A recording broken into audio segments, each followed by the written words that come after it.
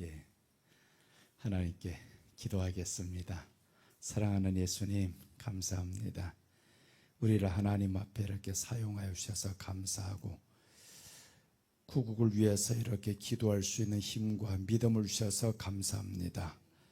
이 시간 자고 싶고 쉬고 싶고 아플 때 한두 번이 아니었을 것인데 늘 이 시간을 빠지지 않고 사명감을 다하는 마음으로 하나님 앞에 이렇게 이 시간을 지켜가며 기도하는 사랑하는 신명들 오늘 주님께서 받으시고, 엘리야의 기도와 같이 오늘 제단에 불이 떨어지게 하여 주시옵소서. 우리가 이 제단에 반드시 물을 채워서 하나님을 향해서 부르짖었을 때 그 불이 떨어지고 가뭄이 완전히 다 가는 이 시대가 되게 하여 주시옵소서. 나라가 심히 어렵습니다. 나라가 어려우니 가정과 환경이 같이 어려워집니다.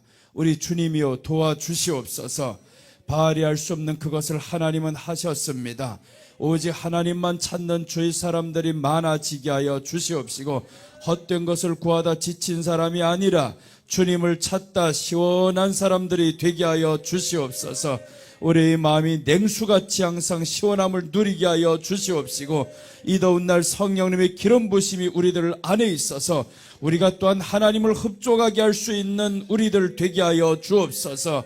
주님이여 말씀 가운데 새롭게 되기를 원하고, 말씀 안에 또한 살아가기를 원하고, 말씀이신 예수님과 동행하기를 원합니다. 우리 주님이여 역사하여 주시옵소서. 감사를 드리며 다시 오실 예수님의 이름으로 기도드립니다. 아멘. 오늘도 하나님 은혜를 주십니다. 늦은 밤이어서 한번 두 손 들고 아멘 해봅시다. 맞아요. 밤이 늦을 때면 두 손이라도 들어야 피곤함이 조금이나 사라져요. 뭐 특별한 뜻은 아닙니다. 두 손 들면 뭐 두 배로 은혜가 임한다 그렇지도 않아요. 그러나 두 손이라도 들어보란 말이에요. 피곤이라도 쫓아야 뭔가는 들어오지. 예수님을 따르는 사람들이 해야 될 일이 있다 그랬습니다. 자기를 부인하고 라고 했습니다. 부인이라는 것은 오늘 레위기를 통해서 보니까 비우는 작업이다라고 했습니다. 여러분, 우리가 새로운 것을 채우려면 비워야 됩니다. 비우지 않으면 채울 수가 없어요. 그런데 멍청한 사람들이 많아요. 비워놓고 채우질 않아요. 아니, 다 비워놨는데, 예수님 믿어서 비웠어 이렇게 해놨는데 예수님으로 채워야 이게 역사가 일어나는데, 그분으로 채워지면 우리 안에 새로운 역사가 출발이 뭐냐 하면 기뻐집니다. 환경이 어떻든 간에 환경 때문에 울고 웃고 안 합니다. 예수님이 언제 제자들 보고 금식해라고 했냐면, 신랑을 빼앗길 날이 이르리니 그때는 너희가 금식할 것이니라 라고 했습니다. 그 신랑을 빼앗긴다라는 것은 환경 때문에 예수님이 사랑이 안 되는 겁니다. 환경 때문에, 질병 때문에 사랑커녕 오히려 자꾸 마음만 힘들어가요. 평안은 빼앗깁니다. 기쁨이 없어집니다. 그럴 때마다 어떻게 해야 되냐? 그럼 나는 금식할 거예요. 나 지금까지 금식 못합니다. 그런데 언제 하냐? 예수님이 사랑이 안 될 때, 이 환경에 지쳐서 내가 어찌할 바를 몰라서 그냥 주저앉고 싶을 때, 그럴 때면 금식합니다. 왜 그러냐? 환경 때문에 내가 예수님이 사랑이 안 된다라는 것은 한 가지 증명되는 겁니다. 뭐냐 하면 환경이 더 중요하다 이 말이죠. 예수님이 더 중요하고 예수님이 더 사랑이 돼야 되는데 환경이 더 중요하니까 안 된다 이겁니다. 그럼 그때는 어떻게 해야 되냐? 환경보다 예수님을 더 사랑하고 내 안에 신랑 되신 예수님을 빼앗기게 생겼어요. 그러니까 금식이라도 해서 우리 예수님을 찾아와야 되잖아요. 떠나가지 않게. 계시록 3장 20절에 보면 예수님은 떠나간 시대입니다. 떠나갔어요. 교회 안에 있는 예수님이 아닙니다. 이미 밖에 쫓겨난 예수님이었어요. 여러분들이 한번 3장 20절 보겠습니다. 볼지어다 내가 문 밖에 서서 두드리노니. 자, 여기서 이게 답이 나왔죠. 예수님이 어디 계신데요? 문 밖이잖아요. 교회 밖에 있다 이 말입니다. 라오디게아 교회를 향해서 말씀하는데, 라오디게아 교회는요 두 물이 섞인 시대에 사는 사람들입니다. 두 물이라는 건 종교다원주의가 이미 모든 게 나타났습니다. 그 시대에 사는 교회라는 것은 말세 시대를 말하는 거죠. 요즘에 종교다원주의가 이미 모든 게 다 드러났습니다. 다른 종교에도 구원이 있다 이런 말도 버련히 하잖아요. 그러니까 종교다원주의 시대에 지금 사는데 이 시대는 예수님이 어디에 가셨냐? 쫓겨났습니다. 문 밖에 있다라는 거예요. 왜 쫓겨났어요? 우리가 쫓아낸 거죠. 예수님이 아닌 환경이 더 중요합니다. 예수님은 환경을 해결해 주셔야 나 예수님이십니다. 이렇게 되는 겁니다. 환경을 해결해 주지 않아도 예수님은 여전히 내 구주시고 내가 사랑해야 될 주님이십니다. 그렇게 해야 되는데, 그런데 그런 고백이 사람들에게 점점 사라지기 시작하면 예수님을 몰아냈어요. 당신 나가시오 했단 말이에요. 그 말이 뭡니까? 응답이 안 되니까 짜증나서 하나님이 어디 계십니까? 이런 말이 나오는 거죠. 자, 그래서 오늘 예수님이 어디 계시냐? 문 밖에 계시다라고 했습니다. 문 밖에 계시다는 건 교회가 아닙니다. 예수님은 어디에 계셔야 되냐면 교회 안에서 머리여야 됩니다. 밖에 있으면 이것은 이젠 교회가 아닙니다. 여러분, 우리 안에 예수님의 지배와 예수님의 통치를 우리가 받지 못한다면 나는 교회가 아닙니다. 우리가 교회가 돼야 됩니다. 예수님이 말씀했죠. 고린도전서 3장 16절에 보시면 너희는 하나님의 성전이라는 거예요. 너희 몸이 하나님의 성전이다. 하나님의 성령이 너희 안에 거하시는 것을 알지 못하느냐라고 했습니다. 우리가 하나님의 성전인 겁니다. 이 성전이라는 것은 성전의 머리는 예수님입니다. 여러분, 그래서 우리가 어떻게 출발을 하려 하면 우리 믿음은요, 레위기 14장에서 이렇게 말합니다. 너희는 먼저 진영 밖에서 시작을 하는 겁니다. 진영 밖에서, 여기에서 이제 짐승을 잡아요. 그러니까 진영 밖에서라는 건 세상이죠. 이 세상에서 예수님을 믿어요. 그래서 예수님도 요한복음 3장 16절에서 뭐라고 말씀하냐면 하나님이 세상을 이처럼 사랑하사라고 했어요. 교회 안에 있는 사람들을 이처럼 사랑하사가 아닙니다. 이스라엘 사람들만 이처럼 사랑하사가 아닙니다. 어디를냐? 세상을 이처럼 사랑했어요. 그래서 진영 바뀝니다. 여기에서 누가 죽냐? 예수님이 죽어요. 그러니까 세상을 위해서 예수님이 죽습니다. 그럼 여기에서 예수님을 믿게 된 사람들, 진영 밖에서, 여기서 이제 사람들이 짐승을 잡아요. 새를 잡습니다. 새를 잡는다라는 건 가난한 사람들을 의미합니다.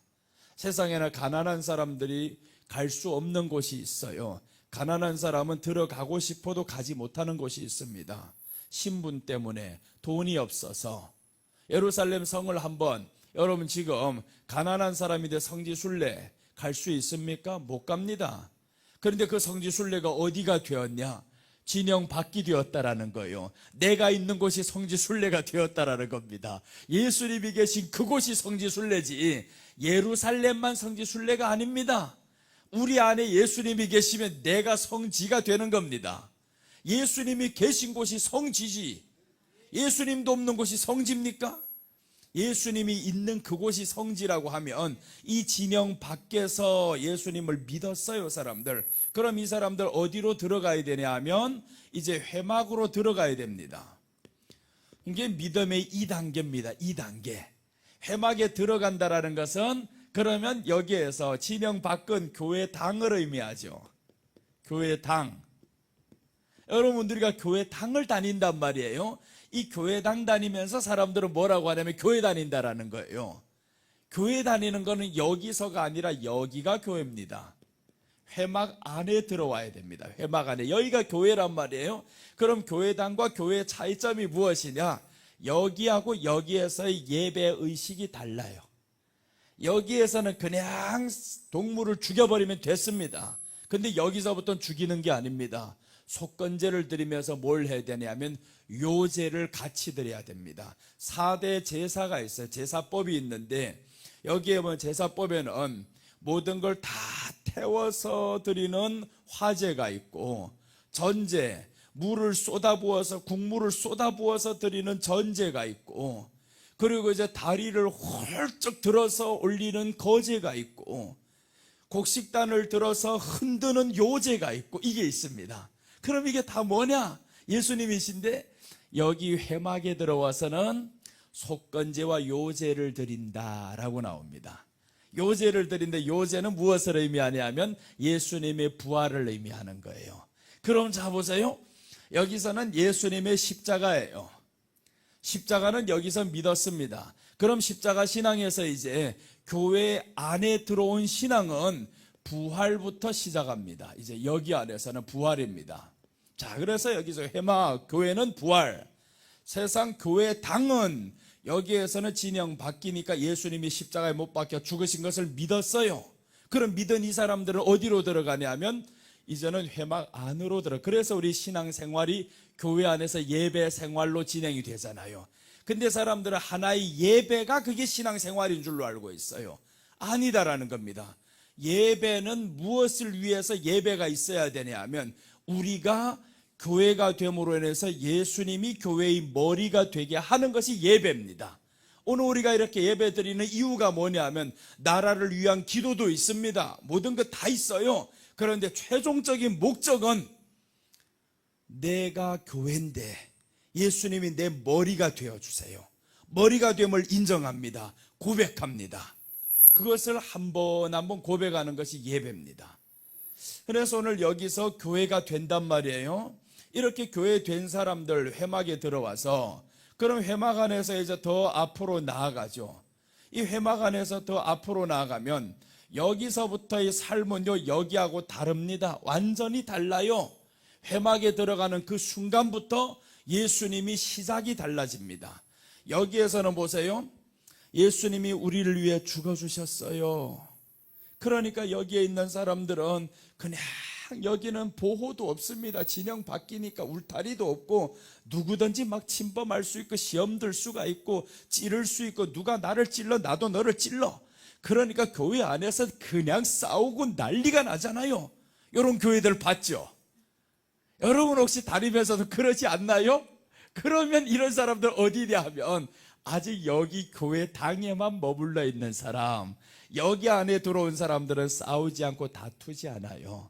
왜 그러냐면 여기 안에 들어온 사람은 예수님의 부활로 시작하기 때문에 주님이 부활하셔서 첫 번째 하신 말씀이 있어요.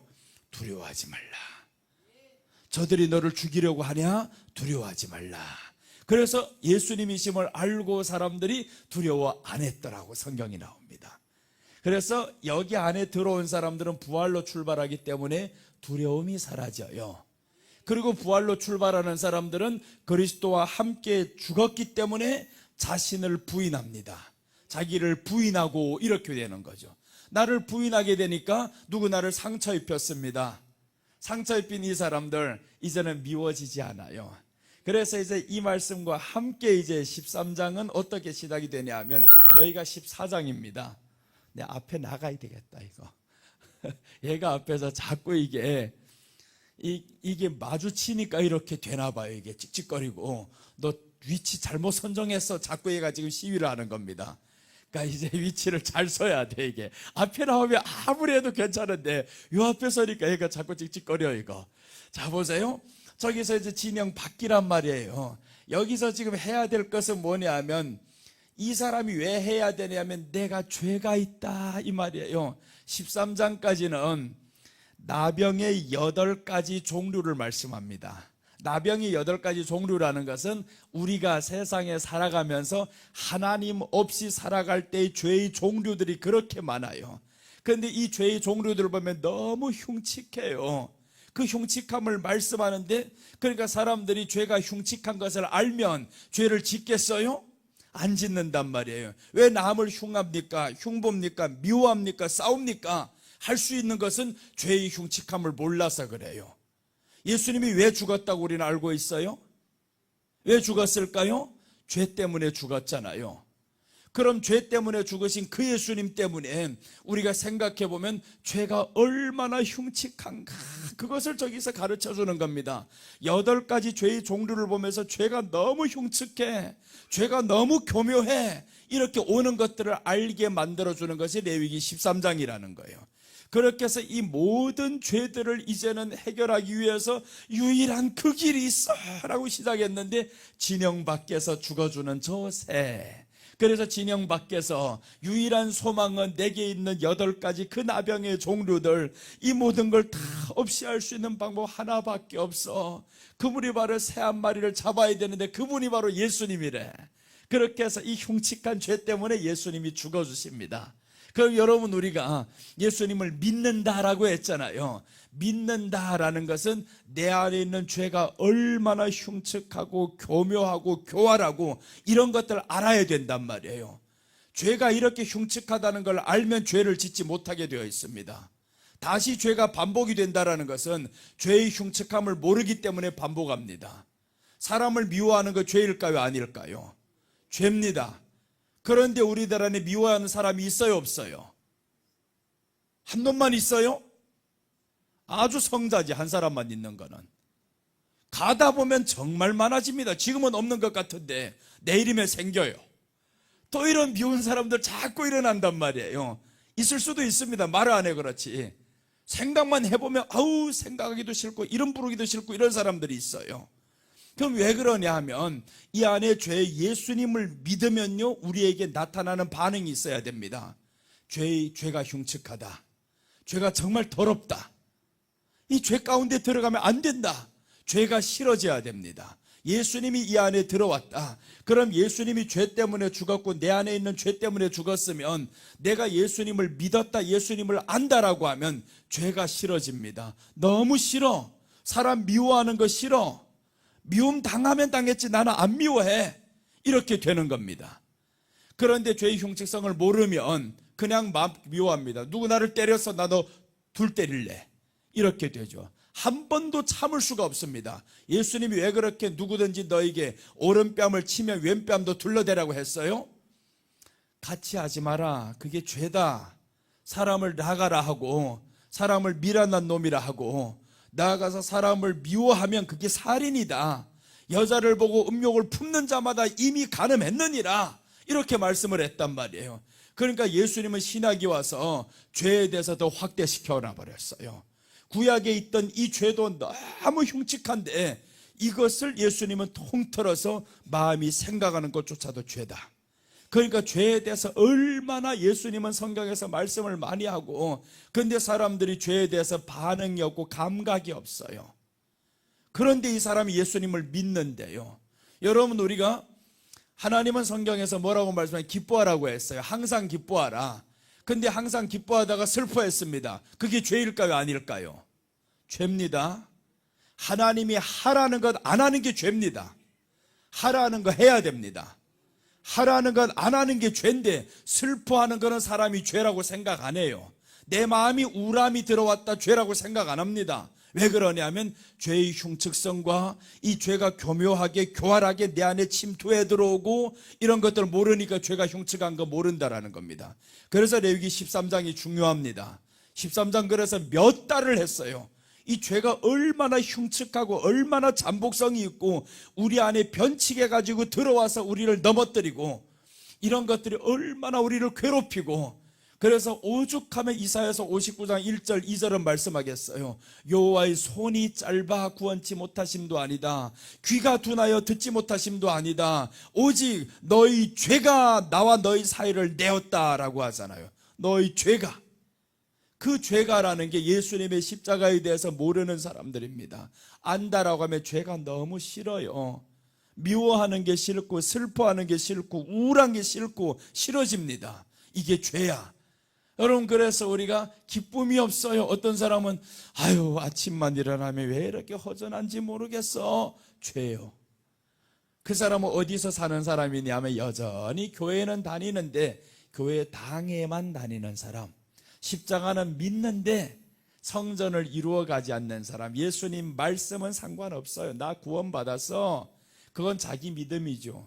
구원은 언제 받냐 하면 여기서 시작이라고 했습니다. 구원의 3단계를 이제 오후에 말씀드렸잖아요. 구원의 3단계는 예수님으로부터, 예수님이 우리를 위해서 죽어주셨습니다. 내가 예수님을 믿었어. 이게 구원의 완성이 아닙니다. 시작입니다. 애가 태어났으면 그때부터는 어떻게 해야 돼요? 엄마 젖을 먹든지 이유식을 먹든지 분유를 먹든지 해야 된단 말이에요. 먹어야 크잖아요. 그런데 그냥 태어나왔으면 나는 사람이요 라고 가만히 있으면 되냐고요. 죽어요. 얘는 며칠 안 지나면 죽습니다. 그러니까 부모들이 애가 먹지 않으면 어떻게 해요? 너무 걱정한다. 안 돼, 먹어야 돼, 먹어요. 얘가 병들었어? 병원에 가고 난리 나죠. 이 모습을 보면 하나님이 우리를 향해서 보이지 않아 그렇지, 우리 눈에 하나님이 보였으면 얼마나 하나님이 조마조마하겠어요. 너희 엄마는 너를 지금 10개월 동안 뱃속에 품고 있다가 고통스러워 놨어. 근데 예수님은 우리를 어떻게 낳았대요? 십자가에 못 박혀 죽으면서 낳았단 말이에요. 그러니까 엄마가 우리가 먹지 않을 때, 애가 태어나서 먹지 않을 때의 그 고통과 아픔보다는 하나님이 더 아픈 거예요. 얘가 왜 먹지 않아? 왜 자라지 않아? 그래서 이제 여기서 시작은 십자가입니다. 십자가로 시작을 해서 그 다음에 이제 빌립보서 2장 12절에 나오는 구원을 이루라라는 겁니다. 구원을 이루라는 거는 장성하라 이 말이죠. 너 먹어야 클 수 있다. 그래서 하나님의 말씀을 먹음으로써 계속 장성합니다. 그런 말씀 먹고 이 말씀 안에서 살게 하는 분이 누구냐? 성령이다 라고 말씀했죠. 그러니까 성령님이 오셔야 할 이유는 우리 기도 응답과 능력을 위해서 아닙니다. 그분이 오셔야 될 이유는 구원을 이루기 위해서 오신 겁니다. 그래서 우리들의 삶의 전 과정이 죽을 때까지 구원을 이루는 겁니다. 이렇게 둘째 과정의 구원을 이루다 보면 마지막 한 단계가 남습니다. 구원의 완성은 언제냐? 내가 완성시키는 게 아닙니다. 구원은 내가 완성하는 게 아닙니다. 나는 이루어 가다 보면 그 이루어 갈 때 우리 예수님을 기다립니다. 그때 이제 예수님이 와야 구원이 완성이 됩니다. 그러니까 구원에 대해서 갈망 있는 사람들은 누구를 기다리겠어요? 우리 예수님 언제 오시렵니까? 예수님만 기다리지. 내가 아직 구원 받은 게 아니니까, 이루어 가는 거니까. 근데 착각하고 있어요 사람들. 자기가 구원 받았대요. 받은 게 아닙니다. 시작하는 겁니다. 애가 태어나서 먹어야 되는 거예요. 근데 먹지도 않으면서 자기는 이미 다 되었다라는 겁니다. 나는 구원 받았는데요, 지금 죽어도 천국 가는데요. 이런 시험 보잖아요. 지금 죽으면 천국 갈 수 있어요 없어요? 그럼 믿어가지고 그냥 갈 수 있다고 확신하라는 거예요. 큰일 나지. A가 태어나자마자 말 한번 엄마 해놓고는 야 너는 서울대 갈 수 있으면 내가 확신한다. 말이 됩니까? 그게 믿음이냐고. 애가 공부도 안 한 애를, 아직 걷지도 못하는 애를 너는 서울대 갈 수 있는 애로 태어났어. 근데 애가 태어나가지고 공부도 안 하네. 가다 보니까 구구단 하는 이 모든 애들 다 보더니 나는 안 해 엄마. 그거 필요 없어. 나는 무조건 서울대야. 믿음대로 될지어다. 됩니까 그게? 이런 믿음을 누가 갖고 있어요? 우리가 갖고 있을 수 있다라는 거죠. 말씀도 없으면서 그냥 자기가 잘한대요. 믿음도 없으면서 믿음 있대요 이거. 믿음은 예수님을 알아갑니다. 알아가면 내 안에서 죄가 싫어지는 게 그게 믿음이에요. 그래서 시편 66편 18절 한번 봅시다. 어떻게 나와 있는가? 시편 66편 18절 보시면 이렇게 나옵니다. 네가 너희 마음에 죄악을 품었더라면 주께서 듣지 아니하였으리라. 죄악을 품으면 듣지 않는다. 그러니까 그 죄에 대해서 13장에서 여러 가지를 말씀한단 말이에요. 죄라니까 반드시 그냥 엄청난 큰 죄를 저질러야 죄인 줄로 알고 있어요. 슬퍼하는 것도 죄입니다. 미워하는 것도 죄입니다. 남을 흉보는 것도 죄입니다. 험담하는 게 죄입니다. 비방하는 게 죄입니다. 이런 것들이 엄청 많아요. 그런데 이런 것들 하나도 모르면서 자기가 구원받았대요. 이게 말이나 되는 소리냐고요. 그 소리를 누가 하고 있냐 하면 요 교회당에서 하고 있어요 이거. 교회에선 절대 그런 소리 안 합니다. 교회에서는 해야 될 소리가 어떤 소리냐 하면 여기서, 그래서 우리는 교회당 다니냐 교회 다니냐 여기부터 이제 구분이 돼야 됩니다. 나는 교회당에서 이제 교회로 빨리 돼야 되겠다. 여기로 안 되면 안 되면, 여기 시작은 예수님의 부활과 함께 평안으로 시작하고 기쁨으로 시작합니다. 그래서 여기 있던 사람들이 이 안에 들어오는 순간 그때부터 여기는 울타리가 있어요. 이 회막에는 울타리가 있으니까 예수님이 나의 보호자입니다. 예수님이 나의 피난처이십니다. 이렇게 되죠. 예수님이 피난처이니까 내게 있는 모든 문제들 주님이 뭐라고 했습니까? 그래서 빌립보서 4장 6절이랑은 다 여기를 말하는 겁니다. 회막에서 아무것도 염려하지 말고 시작하잖아요. 여기 아니니까 아무것도 염려하지 말고, 그런데 염려 안 하는데 그 염려 안 하는 그 기도 제목이 자꾸 내는 기도한단 말이에요. 그러니까 염려하는 거죠. 그 기도 제목을 가지고 염려하지 말라는데 아무것도 염려하지 말고 이렇게 해서 염려 안 해야 되는데 뭘 합니까? 그 기도를 가지고 하는 거, 이것 가지고 너희 구할 것을 감사함으로 구하라는데, 우리가 구해야 될 것은 예수님이 분명히 찍어주셨습니다. 네가 구해야 될 것이 있어.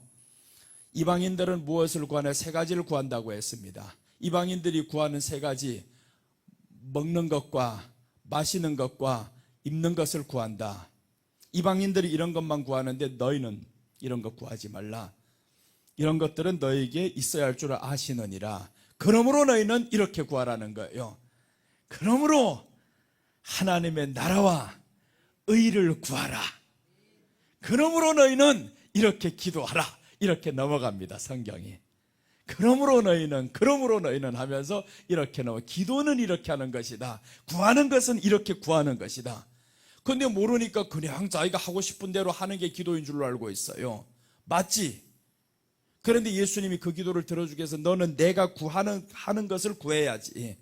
구하라는 것도 뭔지 모르니까 그냥 자기가 요구하는 것은 주님이 다 들어줘야 되는 줄로 알고 있습니다. 주님이 주고 싶어 하는 걸 달라고 해야 빠르잖아요. 주님이 주고 싶어 하는 것을 구해야 되는데, 그러니까 예수님이 이제 마태복음 7장과 누가복음 11장이 똑같은 내용입니다. 여기에 보면 아들이 와서 떡을 달라 하고 아들이 와서 생선을 달라 하는데 누가 저에게 돌을 주겠느냐, 그렇게 말씀하죠. 준다 이겁니다. 아들이 와서 달라고 하면, 그럼 아들에게 돌을 줄 사람이 없다. 항상 이 아버지는 아들에게 좋은 것을 주시느니라 라고 했습니다. 그 좋은 게 뭐냐 봤더니 성령을 주시느니라 라고 했어요. 성령을 주시면 사람들이 이제 여기 안에서의 삶을 살아갈 수 있습니다. 그래서 성령은 여기에서의 삶을 채워주는 게 아니라 여기 안에서 구원을 이루어 가도록 성령님이 임하는 이유입니다. 그게 성령님이 우리에게 임하신 이유가, 성경을 어디를 뚫어봐도 여기를 위한 게 없습니다. 성령이 임하신 목적은 이 회막에서 교회를 이루어가는 겁니다. 우리 어디를 보냐면 에베소서 2장 22절 봅니다. 성령 안에서라고 시작하는데 어떻게 나오는가 보세요. 성령 안에서, 너희도 성령 안에서, 이렇게 시작이 됩니다. 자, 한번 에베소서 2장 22절. 이제 성령이 말씀 나왔으니까 성경대로 한번 가자는 겁니다. 자, 에베소서 2장 22절입니다. 이렇게요, 원고 말씀도 안 주고 그냥 막 나갈 수 있는 것은 전국의 감림산 기도원밖에 없습니다. 다른 데서는 이렇게 말 찾지도 못해요. 목사님 미리 설교하기 전에 원고의 말씀이 뭐를 나갈지 먼저 주시면 안 돼요. 달라는 거예요. 나보고 달라면 주겠습니까? 몰라. 나도 시작할 때는 어떤 말씀이 나갈지, 어떤 성경 구절이 나올지 모르는데 달라고 하면 어떻게 줍니까? 못 줘 이거. 그럼 설교가 안 되는 거예요. 그런데 어렵지 엄청. 그런데 우리 감림산에서는 가능해요. 그냥 막 나오면 어떨 때는 빨리 나오는데 어떨 때는 조금 늦게 나와요. 진짜 빠를 때는 너무 빨리 나옵니다. 자, 한번 봐요. 이제 성령 안에서라고 나오죠. 너희도 성령 안에서 하나님이 거하실 처소가 되기 위하여. 자, 보세요. 성령 안에서 하나님이 거하실 처소. 하나님이 거하시는 처소가 어디냐면 우리 안이라 이 말이에요. 교회 안에 하나님이 계신다. 그런데 사람들은 교회 당 안에 있는 줄로 알고 있어요. 교회 안에. 자, 그 다음 보시면 그리스도 예수 안에서 함께 지어져 가느니라. 함께 지어져 간다고 했지 지어졌다고 한 게 아닙니다. 이 말씀을 빌립보에서는 구원을 두렵고 떨림으로 이루어가는데 성령 안에서라는 거죠. 그래서 성령이 오신 이유가 뭐겠어요? 구원을 이루어가라고. 네 건물이 지어진 게 아니야. 이제 지어져 가느니라 하라고 했습니다.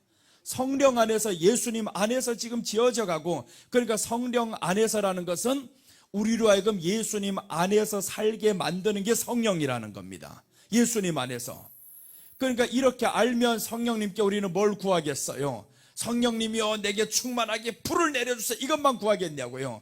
불이 뭐냐? 여기 안에서의 삶을 청산하는 게 불입니다.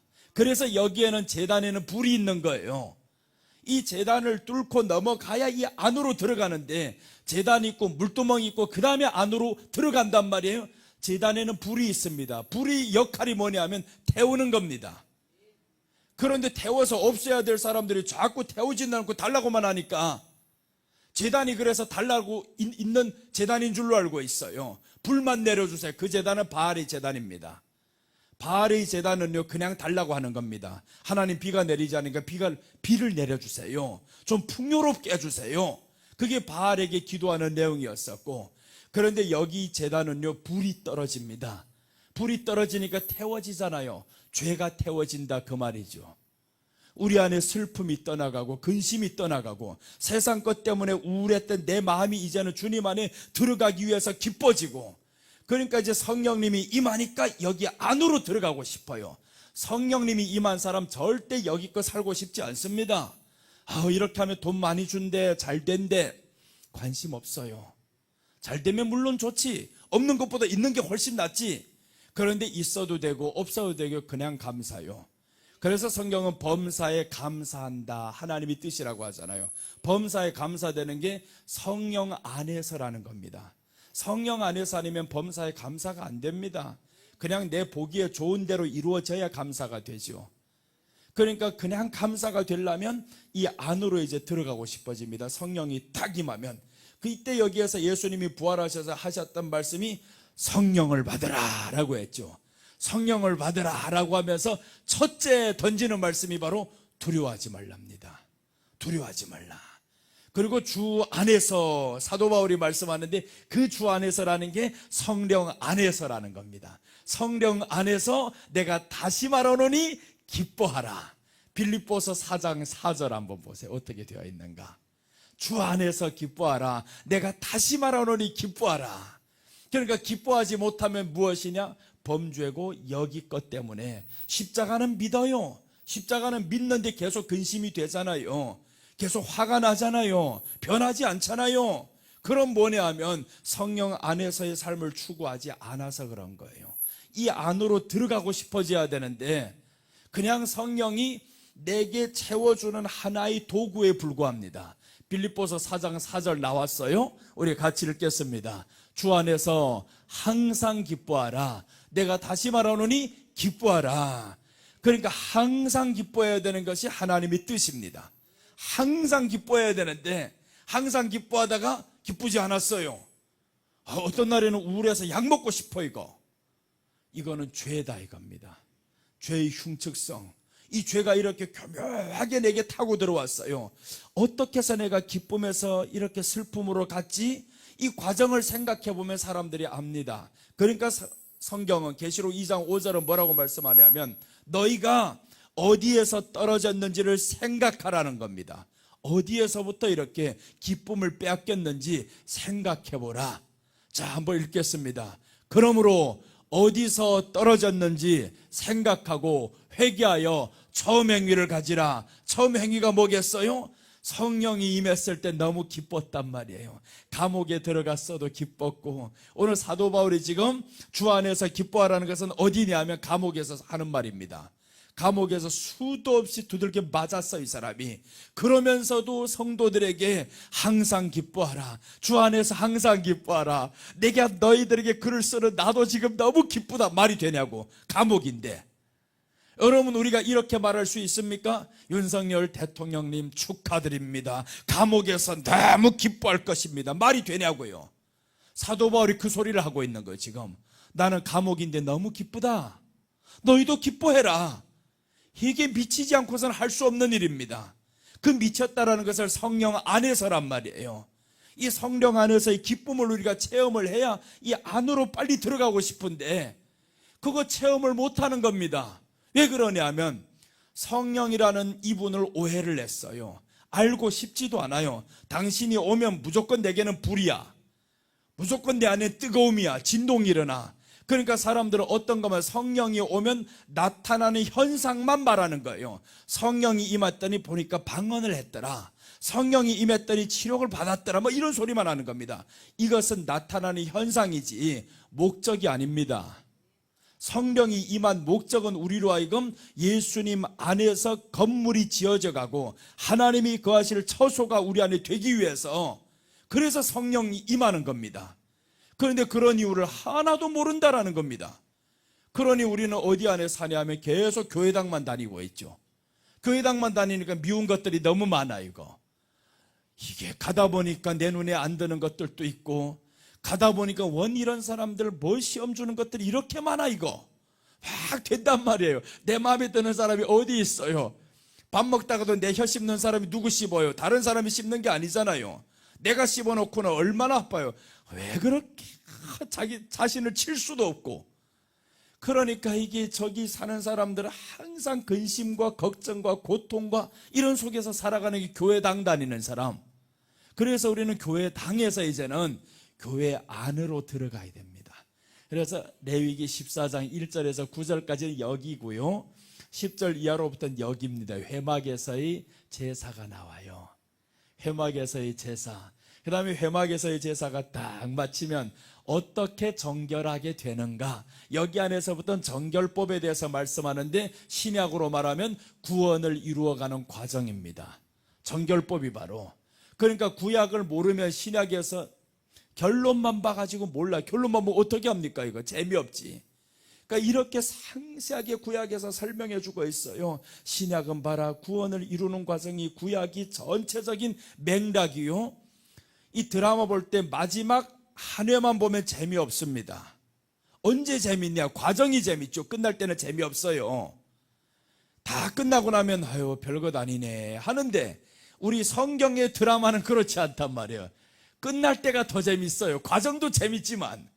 그런데 이렇게 처음에 과정 가다가 시작해서 여기 과정을 이루어 가다, 이 과정이 어렵죠. 이게 힘들죠. 그러니까 이제 드라마 속에서는 과정을 보면 나쁜 것이 나왔다가 내가 힘들게 살았다가 만나야 될 사람도 어느 순간에 내가 올라갈 때 이 사람은 내려오고, 자꾸 이런 일들이 보이잖아요. 과정이 힘들어요. 그러니까 드라마를 다 어디에서 이것들이 짜왔냐 봤더니 성경 안에서 베껴온 겁니다. 나쁜 놈은 죽고 좋은 사람은 마지막 잘 되더라. 나쁜 마귀는 마지막에 심판되고 예수님 믿는 사람은 천국 갔더라. 이런 결론을 자기들 다 배워온 거죠.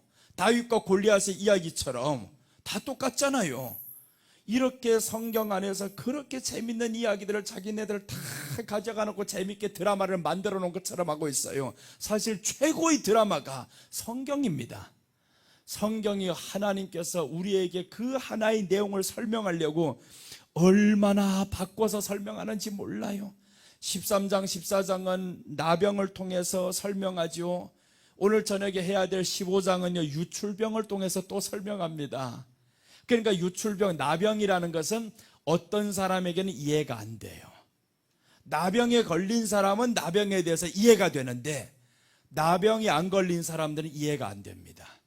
그러니까 15장에 넘어가면, 그래 나병 너희들 이해 못했어? 이해 못한 사람이 있으니까 15장 가니까 우리 주님이 얼마나 배려하시고 얼마나 우리 속사람을 아는지 유출병을 말하는데, 남자가 유출병이 걸린다 이렇게 말씀을 해요. 남자가 유출이 있거든. 그래서 남자가 무슨 유출이냐, 여자가 유출병 있는 건 봤는데 남자를 말합니다. 그래서 레위기 15장은 두 파트로 나뉘어지는데, 남자의 유출병과 여자 유출병으로 나뉘어집니다. 여자 유출병은 이해하기 쉬워요. 생리적인 유출하고 병리적인 유출이 있잖아요. 남자의 유출에 대해서 먼저 설명합니다. 그러니 레위기를 통해서 보면 이 안에 들어가 있는 사람들에게, 근데 이제 또 봐라, 여기가 잘 이해 안 되지. 이 14장까지는요 나병에 대해서 계속 설명합니다. 이 나병 걸렸던 사람이 정결하게 되기 위해서는 이런 과정을 거쳐야 된다. 그럼 15장도 마찬가지겠죠. 유출병에 걸렸던 이 사람은 어떻게 해야 되는가? 이 사람은 이제 유출병에 걸려서 깨끗하게 되자면 또 이런 과정을 거쳐야 된다. 그것을 설명하는 겁니다. 그러니 다시 가보면 또 어디가 나오겠어요? 또 십자가가 나오는 거예요. 또 예수님이 나오고. 이렇게 자꾸 우리에게 반복해서 설명하는 이유가 있어요. 제발 죄의 흉측성에 대해서 알아라. 이 죄의 흉측성을 알면 절대 죄를 그렇게 가까이 할 수가 없다. 슬픔이 너에게 올 수가 없다. 미워하는 마음 생길 수가 없다. 그렇게 되는 미움은요, 우리가 이기는 게 아닙니다. 죄의 흉측성을 알면 싫어집니다. 죄는 싫어져야 안 짓는 거지요. 그래서 죄가 좋아지면 절대로 죄를 못 이깁니다. 죄가 좋은데 어떻게 죄를 이겨요? 죄가 싫어져야지. 싫어지는 거는 흉측해야 싫어집니다. 너무 흉측해. 아유, 가까이 하기도 싫어. 여러분 한번 생각해 보세요. 여러분 앉은 그 옆에 지금 그 자리에 눈을 가만히 뜨고 손을 옆에 댔는데 뭔가는 밀크덕한 게 있어요. 이게 뭘까? 이게 뭔지 상상이 안 가요. 뭔가는 움직거리는 것 가지고 하고 이거 뭐가 움직이는데 근데 뭐가 이렇게 많아? 눈을 뜰까 말까? 또 봤는데 구더기들이야. 그 구더기들이 내 주변에 가득 있는데 얼마나 흉측해. 이 구더기가 어디서 왔어? 봤더니 화장실이 옆에 있어. 저기에서 다 켜가지고 내 주변에 왔어. 이 구더기가 흉측하다 이것만 보면 그럼 구더기 있는데 앉고 싶겠어요? 앉기도 싫죠.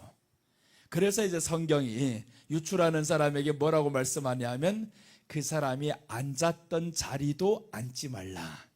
만약에 앉았으면 옷을 빨아라. 이런 것들 실제로 자기 몸의 경험을 해봐야 이게 싫어진다라는 겁니다.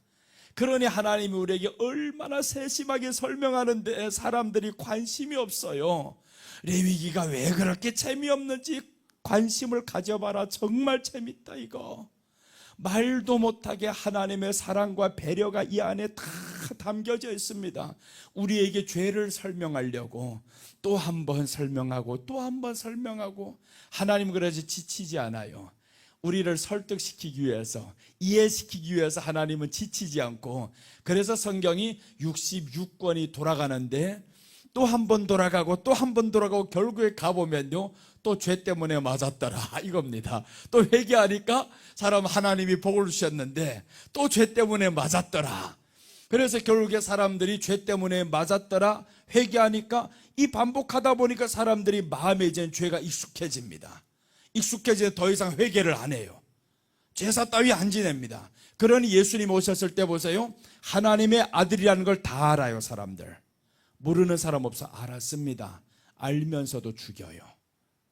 여러분 나병 고칠 수 있는 사람은 구약을 통해서 보면 하나님 외에는 고칠 수 없습니다. 죽은 자 살리는 건 하나님 외에 고칠 수 없습니다. 유출병자 여기에서 누구 고치냐면 하나님이 고치는 거예요. 그러니까 이 모든 것이 큰 성경을 보면 혈루증 여자가 오는 거죠. 혈루증 여자가 뭡니까? 고칠 수 없는 병입니다. 그래서 이 여자가 올 때 이렇게 말합니다. 모든 의원에게 자기가 있던 돈을 허비하였던 차에 돈이 없어 이제는 다 쓰고 나서 예수님께 왔죠. 고칠 수 없는 병 예수님이 고쳐오셨어요. 그럼 사람들이 이분이 하나님이야 다 알았습니다. 소경 눈뜨기 한 자가 없습니다. 그런데 요한복음 9장에서 이 어린이가 나면서부터 소경이었습니다. 눈을 뜨게 했어요. 그럼 사람들이 알죠. 엄마 아버지 다 압니다. 이분은 메시아야 그리스도야 알았어요 마음에. 그런데 말을 못한다라고 합니다. 알면서도 왜 말을 못하냐. 요한복음 9장 21절 22절 한번 봐봐요. 왜 말을 못하냐. 말을 못한다라는 겁니다. 알면서도 말을 못해. 이 엄청난 은혜. 어릴 때부터 소경으로 살던 이 아이가 눈을 떴는데 눈뜨게 하신 사람이 누군지 말을 못해 이거? 못합니다. 왜 못하냐. 자 한번 봅니다. 그러나 지금 어떻게 해서 보는지 또는 누가 그 눈을 뜨게 하였는지 우리는 알지 못하나이다. 그에게 물어보소서. 그가 장성하여서 자기를 말하리다. 이 엄마 아버지 하는 말입니다. 우리는 알지 못합니다. 그런데 뒤에 이유를 말합니다. 왜 알지 못한다고 했을까? 22절입니다. 그 부모가 이렇게 말한 것은 이미 유대인들이 누구든지 예수를 그리스도로 시인하는 자는 출교하기로 결의하였으므로 그들을 무서워함이라. 이 무서움이 크다 보니까 예수님이 그리스도야 말을 못하면 그리스도 메시아가 아닙니까? 오실 예수님을 기다리는 메시아란 말이에요. 알면서도 말 못합니다. 그러니까 이 사람들이어서 알면서도 이런 모든 증거들을 다 보여줬습니다. 근데 사람들이 인정 안 합니다. 못하잖아요. 그럼 우리 안에 왜 그렇게 못하겠어요? 저희가 더 무서우니까요. 그러니까 예수님은 두려워하지 말라 항상 처음에 말씀하죠. 두려워하지 말라. 내가 크다. 내가 세상을 이겼다. 요한복음 16장 33절 한번 다시 봅니다. 요한복음 16장 33절 보면 우리 주님이 어떻게 말씀하시나 봐봐요. 성령을 말씀하면서 마지막에 이 말씀으로 16장이 마쳐집니다. 요한복음 16장 33절입니다. 이것을 너에게 이르는 것은 너희로 내 안에서 평안을 누리게 하려 함이라. 자 보세요. 이것을 너에게 이르는 것은 성령입니다. 요한복음 16장은 성령님에 대해서 말씀하는 겁니다. 그래서 이것을 너에게 이르는 것은 평안을 누리게 하려 함이라 했죠. 너희로 내 안에서라는 거예요. 예수님 안에서라는 것은 교회가 되는 겁니다. 교회가 되어야만이 예수님의 머리가 되는 거예요. 예수님은 절대로 교회 당의 머리가 아닙니다. 십자가가 교회 당 위에 있어도 이것은 머리가 아닙니다. 진짜 머리는 교회 위에 예수님이 머리가 되는 거예요. 그래서 이 사람에게 주님이 평안을 누리게 하려 함이라. 세상에서는 너희가 환난을 당하나 담대하라. 내가 세상을 이겼노라. 환난을 당하는데 담대하라 라고 했었죠. 그런데 이 엄마 말 못하는 거예요. 엄마 아빠가 그렇게 하면 출교당하는 환난 당할까 봐 말 못합니다. 메시아임을 알았는데 그럼 그 사람들만 알았을까요? 가장 먼저 안 사람들이 누구냐? 제사장들이 압니다. 제사장들은 예수님이 메시아임을 알고도 죽였어요. 어떻게 알았냐면 마태복음 8장 3절 4절 보면 나병 환자가 나아요. 이 사람들 보고 이렇게 말합니다. 율법에 명한 대로, 율법은 하나님의 말씀이죠. 율법에 명한 대로 너희가 제사장에게 예물을 가지고 가서 입증하라는 거예요. 보여주라는 겁니다. 이제 나았어 이 사람들이. 자 한번 봅니다. 예수께서 이르시되 삼가 아무에게도 이르지 말고 다만 가서 제사장에게 내 몸을 보이고, 자 보세요. 제사장에게 몸을 보여라. 그럼 예수님이 제사장에게 보이라는 이유가 있죠. 넌 나병 고칠 수 있는 것은 하나님 외에는 할 수 없어요. 이분이 나병 환자를 손을 댔단 말이에요. 그럼 이분은 하나님입니다. 죽어야 되는데, 거룩이 부정에 닿으면 죽어야 되는데 이 부정이 오히려 정결이 되어버렸어요. 그러니까 이 순간, 보는 순간 제사장은 알죠. 이분을 고칠 수 있었던 사람은 오직 예수 메시아밖에 없다. 우리가 보기에는 초라한 저 나사렛 사는 그 사람인 것 같지만 그런데 그분은 메시아다. 이렇게 지금 나와야 되는데, 그래서 예수님은 보세요. 제사장에게 내 몸을 보이고 모세가 명한 예물을 드려 그들에게 뭐라고 했어요? 입증하라. 입증은 두 가지입니다. 네가 나은 것을 통해서 하나님을 입증해야 되고요. 하나님을 입증합니다. 그럼 이 사람들 제사장은 이제 알았죠. 야, 메시아가 땅에 온 게 맞다. 이 땅에 온 게 맞다. 그 사람이 누구였냐? 예수라는 사람이었는데요. 그래서 뒤에 보면 예수라는 말이 계속 나옵니다. 예수라는 사람이 나를 고쳤어. 요한복음 4장에서는 이 사마리아 여인과의 대화를 통해서 보면 예수님이 메시아라는 것 또 이제 나타내죠. 계속 나타냅니다. 수도 없이 사람들에게 내가 메시아야, 내가 하나님의 아들이야 다 압니다 사람들. 근데 왜 못 박혀 죽였을까요? 아는데 못 박아 죽였잖아요. 그게 죄성입니다. 죄가 초월했어요. 내 안에 있는 이 죄가 너무 크다 보니까 의가 나타났는데 너무 작아요. 이거 그 의가 내 안에 있는 죄를 이길 수가 없어요. 그러니 우리 안에 죄의 흉측성을 알고 이 의가, 그래서 고린도 몇 장이었지? 고린도후서 5장 21절에서 우리를 하나님 안에서 구원하신 것, 그 죄 없는 자들을 구원해서 너희 죄로 대속해서 죽게 하신 것은 하나님의 의가 되게 하려 함이라 했습니다. 자 한번 봅니다. 하나님이 죄를 알지도 못하신 이를 우리를 대신하여 죄로 삼으신 것은 우리로 하여금 그 안에서 하나님의 의가 되게 하려 하심이라. 자 보세요. 이제 우리로 하여금 하나님의 의가 되는 겁니다. 죄가 아닙니다. 그럼 하나님의 의가 되게 하라는 것을 에베소서에서는 건물마다 연결하여서 성전이 되어져 가느니라라고 했죠.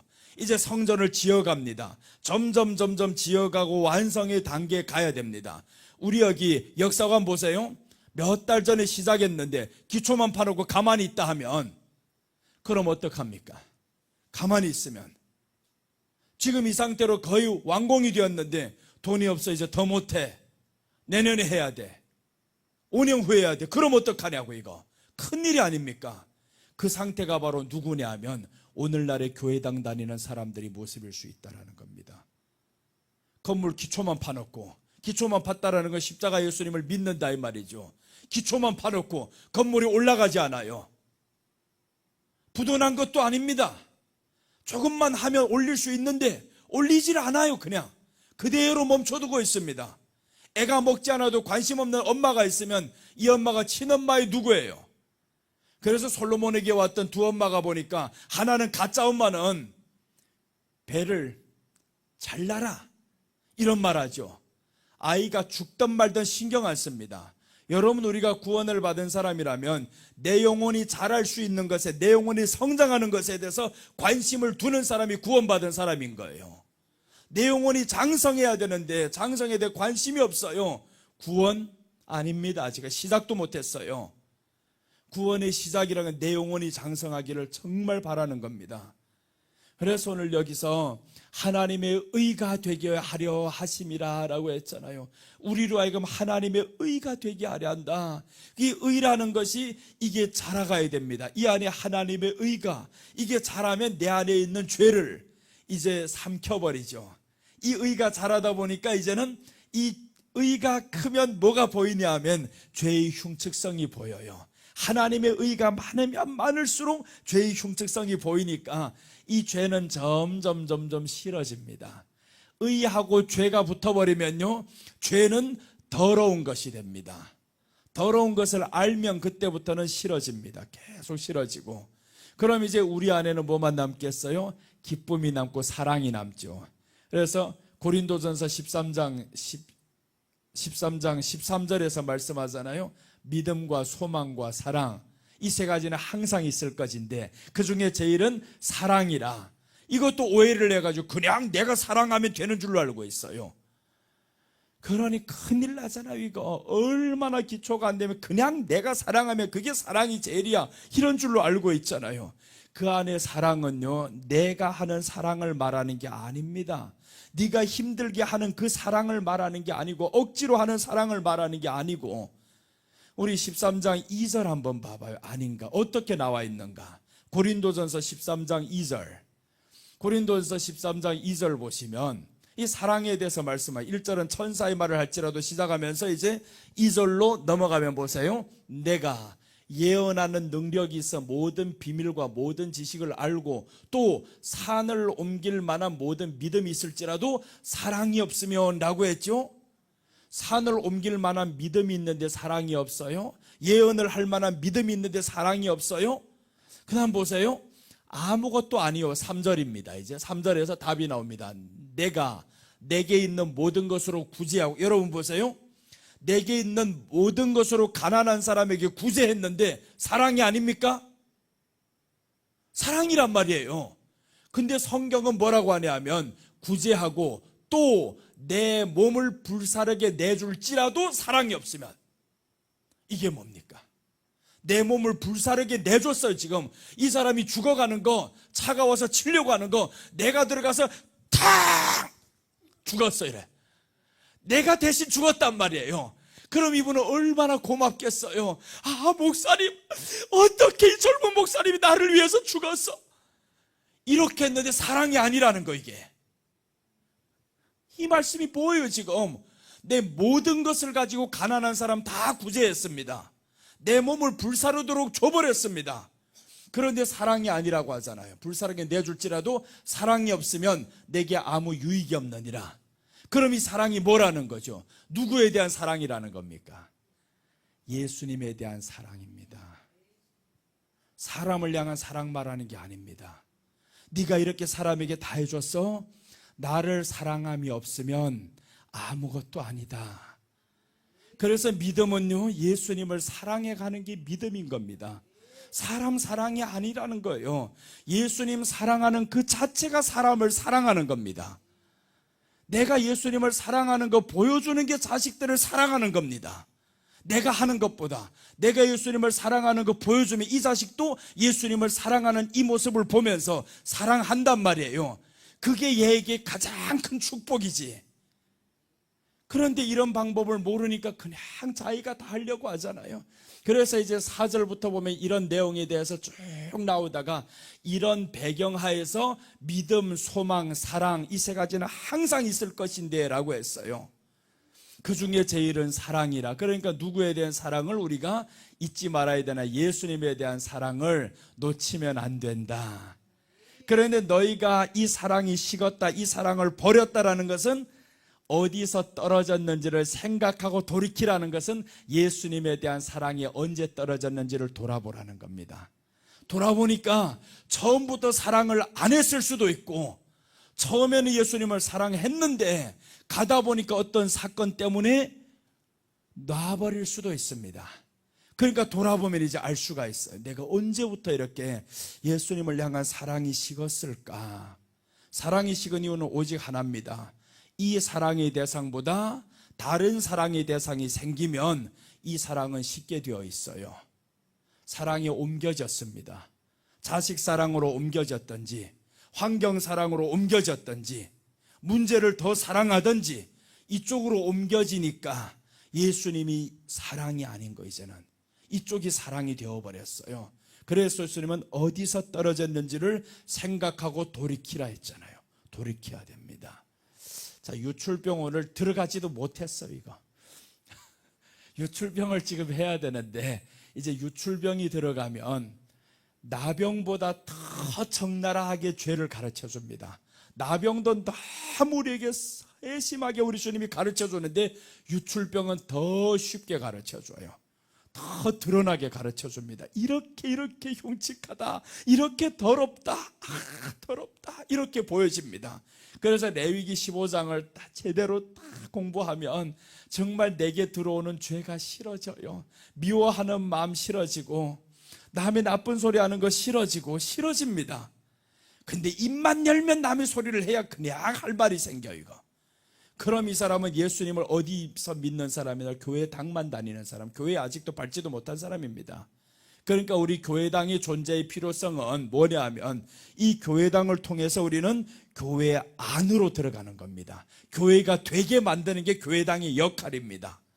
교회당이 이렇게 있으면 교회가 돼야죠. 이제 교회는 바로 우리 한 사람 한 사람이 교회입니다.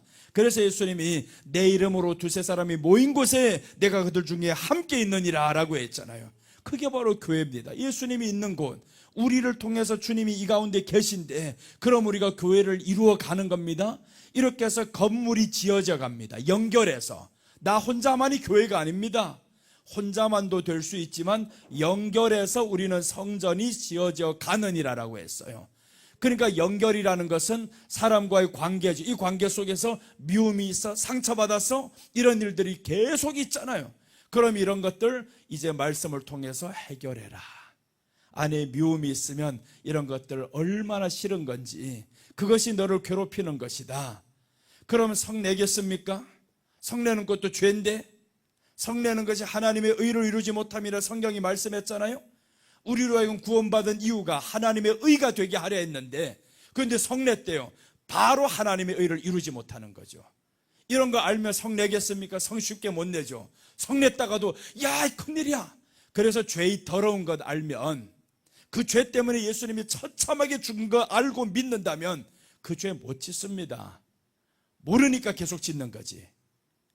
또 우리가 이걸 알도록 주님 앞에 계속 구해야 됩니다. 하나님, 죄가 얼마나 더러웠으면, 얼마나 흉측하면 우리가 해결할 수 없으니 주님이 이 죄를 대신해서 죽어야 되겠고, 우리 주님이 그 죄의 대가가 얼마나 크면 하나님이 버리셔야 됩니까?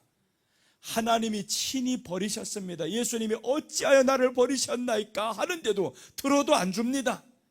들어도 안 주는 하나님이 그 죄의 대가가 너무 처참해, 이렇게 죽어야 돼, 그 말인 거잖아요. 그러니까 예수님이 그렇게 죽으심을 과연 안다고 하면 그게 바로 구원의 길에 이제 들어서는 겁니다. 그냥 십자가 믿는다, 이거는 이거 말도 안 돼요. 그냥 십자가 믿는 거는 지식으로만 한번 고백한 것이지 그 안에서 무슨 의미인지 살지도 않는데 어떻게 그게 사람이라고 합니까? 저기 누구는 사람과만 악수한다 그러잖아요. 말도 안 되는 소리야. 사람과만 악수. 그것과 똑같지 우리가. 구원이 뭔지도 모르면서도 구원이라고 자꾸 말을 하는 거하고 뭐가 차이가 있습니까? 하나님, 우리가 정말 예수님 안에서 이제 구원을 이루어 가야 됩니다. 두렵고 떨림으로 이루어 가자면 내 안에 죄가 실어져야 됩니다. 내 안에 들어오는 이 성냄과 분냄과, 그리고 나아가서 이 모든 우울함, 이런 것들, 찾아오는 것들, 근심, 이런 것들 다 하나님 빨리 내가 저 교회 안으로, 회막 안으로 들어가기를 원합니다. 이런 것들이 여전히 나를 지금 감싸 돌고 있습니다. 사는 게 세상이다 보니 그럴 수밖에 없는데 주님이여 빨리 들어가겠습니다. 이렇게 해서 주님 안으로 빨리 들어가도록 나를 더 이상 이 근심에서 근심하는 사람으로 살지 않게 해주세요. 이렇게 빨리 벗어나려고 몸부림쳐야 되잖아요. 그냥 이것만 해결해 주세요 이러고 있으면 요거 하나 해결됐죠? 다음 문제가 또 생깁니다. 또 다른 게 옵니다. 죽을 때까지 문제는 계속 온단 말이에요. 그러니 우리는 여기 안에 들어가는 순간 문제가 사라집니다. 여기 안에서 부활로 출발하니까, 예수님으로 살아가니까. 그래서 에녹이 하나님과 동행하며 라는 것은 하나님과 함께 살다 보니까 함께 살면서 자녀를 낳았어요, 이 사람이. 그러니까 자녀에게 우상이 안 된 겁니다. 하나님과 사는 게 더 행복했어요. 하나님과 박자 맞춰 사는 게 내가 너무 좋아요. 이렇게 된 거죠. 자, 내일 이제 레위기에 대해서 15장 유출병에 대해서 보겠습니다. 오늘 여기 유출병 들어가기 전에 여기까지 서론이었습니다.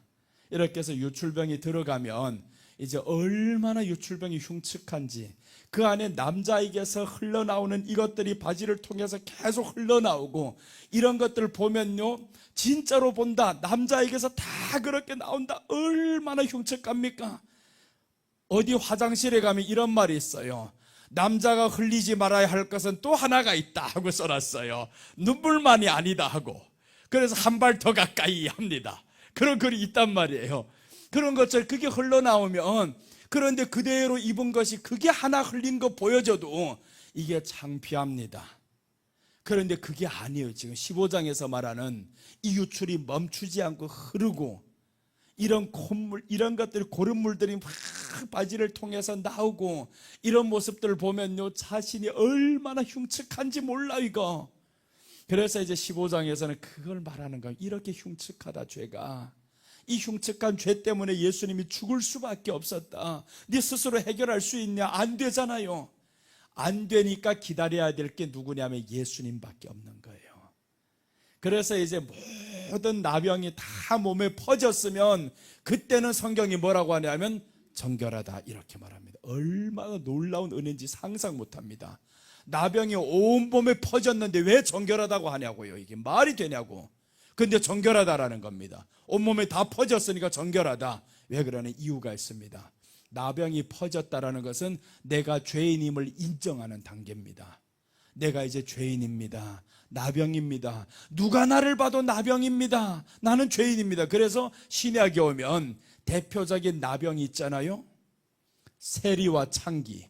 누가 봐도 죄인입니다. 그러니까 예수님이 그 집에 들어갔을 때 사람들이 예수님은 세리와 창기 친구다 이렇게 말하잖아요. 누가 봐도 죄인인 사람, 이런 사람이 필요한 것은 누구겠어요? 메시아밖에 없죠. 내 죄를 해결해 줄 이분밖에 없습니다.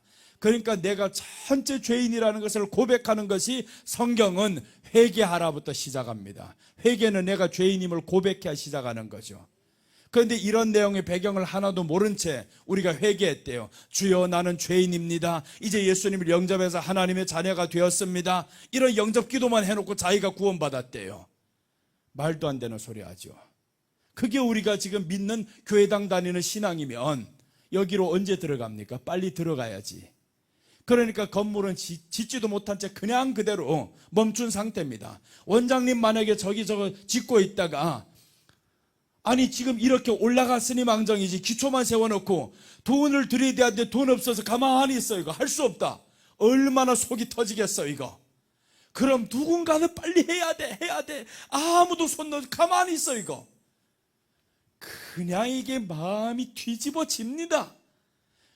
하나님의 마음이 그렇지 않겠어요? 이렇게 내가 모든 걸 일구어 놨는데, 구원을 이렇게 이루었는데 어찌 너희들 어느 한 사람도 건물을 세워가는 사람이 없냐? 벽돌쪽 하나 갖다 쌓는 사람이 없냐? 얼마나 하나님이 답답하겠냐고 보면서. 그러니까 나 같은 이런 바보 같은 인간도 하나님이 너 빨리 제발 이 말만 알아. 나도 이 말 하기 좋은 거 아닙니다. 그냥 다른 설교 편한 거 하면 너무 좋아요. 그런데 너마저도 안 할 거냐?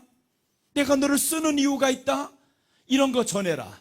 너 죄인이라는 거, 빨리 죄의 흉측성 이런 것도 알려야 된다. 그래서 죄의 흉측성을 알리면 그래야 시대가 바뀌는 겁니다. 교회가 바뀌는 거예요.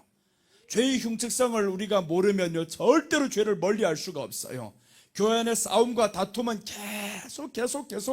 계속 갑니다. 끝이 안 나, 이 싸움은.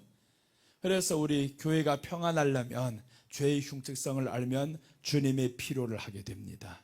주님이 내게 필요합니다. 주님이 내게 오셨으니 이제 내가 하나님의 의로 살아가야겠습니다. 이렇게 되죠. 더 이상의 교회 당이 아닌 교회를 이루어 가야 되겠습니다. 주님, 내 머리가 되어주세요. 오늘도 근심했던 것 주님 용서해 주세요. 이렇게 됩니다.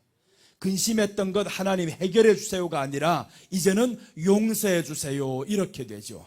나는 필경은 세상에 살아가야 할 사람이 아닙니다. 보이는 것은 잠깐이요, 보이지 않는 것은 영원함이라고 했는데, 내가 보이지 않는 영원한 천국을 소유하고도 보이는 것에 잠깐을 지금 눈독 들이고 살았습니다. 하나님 용서해, 이 기도 안 나가겠어요?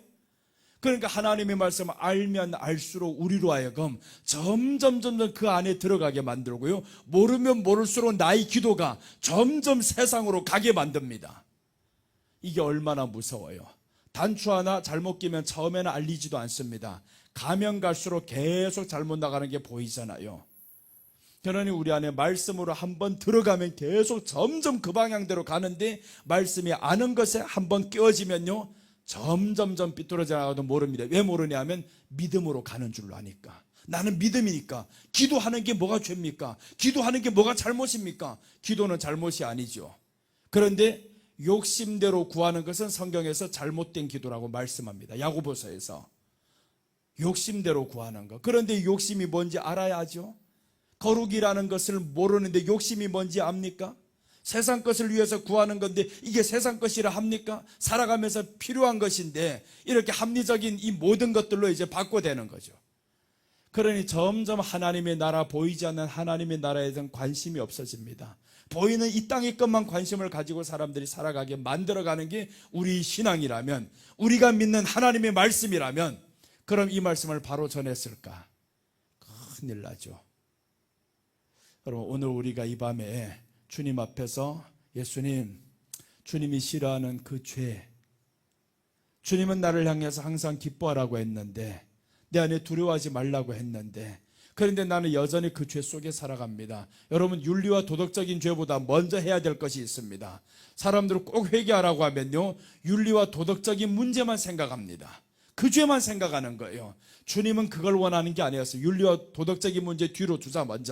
뒤에 먼저 해야 될 것이 있어. 그게 바로 너희 안에 심령이 바뀌면, 평안이 있으면, 그럼 그쪽으로 안 빠져갑니다. 왜 세상 것 좋아집니까? 이 안에 세상 것보다 좋으신 하나님을 모르니까 그러죠.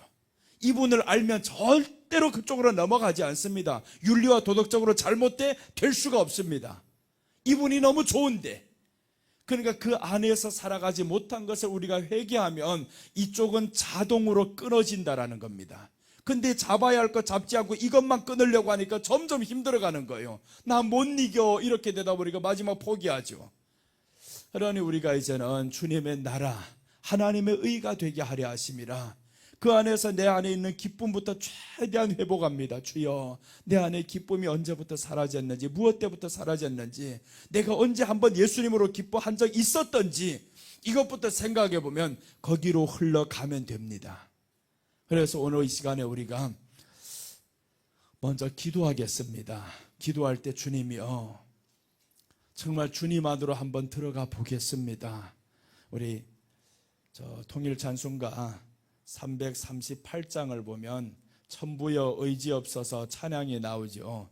이 찬양곡이 흘러가는 대로 우리가 하나님, 천부여 의지 없습니다. 내가 세상 거 의지하고 살았던 거 용서해 주세요. 이렇게 찬양의 가사도 다 알잖아요. 또 이제 우리 마음에 이제 지금까지 들었던 하나님의 말씀 생각나는 대로 주님 안에 이렇게 들어가기가 쉽지 않아요. 한 번 한다 해가지고 안 됩니다. 계속 반복하면서 또 하다 보면 이제 그렇게 갈 수가 있어요.